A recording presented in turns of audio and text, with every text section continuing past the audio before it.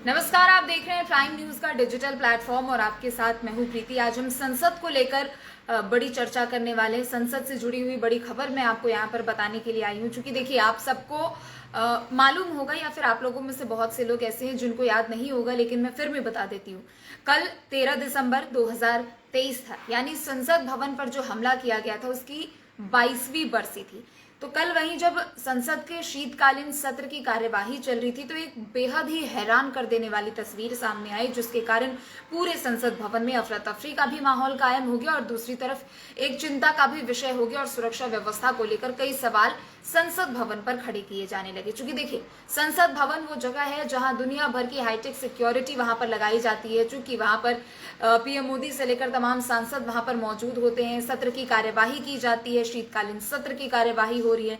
लेकिन ऐसे में कल जब संसद भवन की कार्यवाही शुरू होती है, लगभग दोपहर 1 बजे का यह मामला होता है। हालांकि कार्यवाही 11 बजे सुबह से ही शुरू हो जाती है, लेकिन कल की जो कार्यवाही होती है उसमें दोपहर 1 बजे के आसपास जो विजिटर गैलरी होती है संसद भवन परिसर में, उससे 2 युवक अचानक से लोकसभा संसद में कूदते हैं, जिसके बाद अफरा तफरी का माहौल कायम हो जाता है। वो दोनों युवक कूदते हैं और दौड़ते दौड़ते आगे वो लोकसभा स्पीकर की जो सीट है उनकी तरफ वो बढ़ते हैं कि इतने उन्हें बीच में सांसदों की तरफ से रोक दिया जाता है, उन्हें पीटा भी जाता है, उनके हाथ पैर भी पकड़ लिए जाते हैं और उसके बाद वो जो युवक कूदे थे वो अपने जूते के अंदर से एक स्मोक स्प्रे निकालते हैं और वो पूरे संसद भवन में उसे स्प्रे करने लगते हैं, जिसके बाद ये बड़ी खबर सब तरफ चलने लगती है। और उसके बाद जब धीरे धीरे कार्रवाई की जाती है तो संसद भवन के बाहर भी 2 लोग और थे जो कि पहले से नारेबाजी कर रहे थे। संविधान बचाओ, तानाशाही बंद करो, इसकी नारेबाजी संसद भवन परिसर के बाहर भी दी गई और बाहर भी इसी तरीके से स्मोकिंग स्प्रे किया गया। कुल मिला के 6 लोग इसमें हैं, जिनमें से 5 लोगों की गिरफ्तारी हो चुकी है। एक महिला भी इसमें शामिल है जिनको कल संसद के बाहर से ही गिरफ्तार कर लिया गया था। ऐसे में हाईटेक सिक्योरिटी को लेकर कई सवाल खड़े होने लगे। सभी पक्ष हो या विपक्ष हो, सभी की तरफ से बयान भी देने जाने लगे कि आखिर ये मामला हुआ कैसे।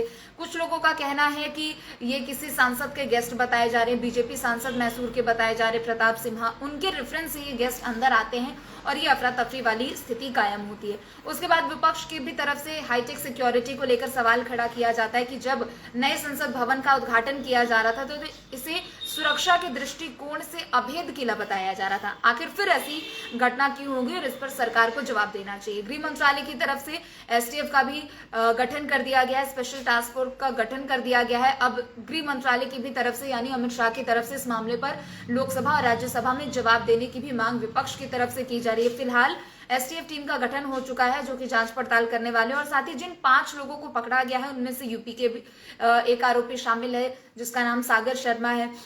उसके पिता से भी पूछताछ की जा रही है। यूएपीए एक्ट लगा दिया गया है सभी 5 आरोपियों पर, और जो छठा आरोपी है जो कि मुख्य साजिशकर्ता बताया जा रहा है इस पूरे मामले का, इस पूरे जो अफरा तफरी का माहौल कायम हुआ था उसका मुख्य साजिशकर्ता बताया जा रहा है, उसकी भी तलाशी की जा रही है। यूएपीए एक्ट लगा दिया गया और ऐसे में कल भी एक बैठक बुलाई गई थी, सर्वदलीय बैठक बुलाई थी लोकसभा स्पीकर ओम बिरला ने शाम 4 बजे। उसके बाद आज इंडिया गठबंधन की भी बैठक बुलाई गई लोकसभा संसद के इस मामले को लेकर कि सभी मिलकर ये मुद्दा उठाने वाले हैं आज के सत्र में और सभी ये मांग करेंगे कि लोकसभा और राज्यसभा यानी दोनों सदनों में गृह मंत्री अमित शाह की तरफ से जवाब दिया जाए कि आखिर ये कैसे हुआ, ये इतनी बड़ी चूक सुरक्षा में आखिर कैसे हुई।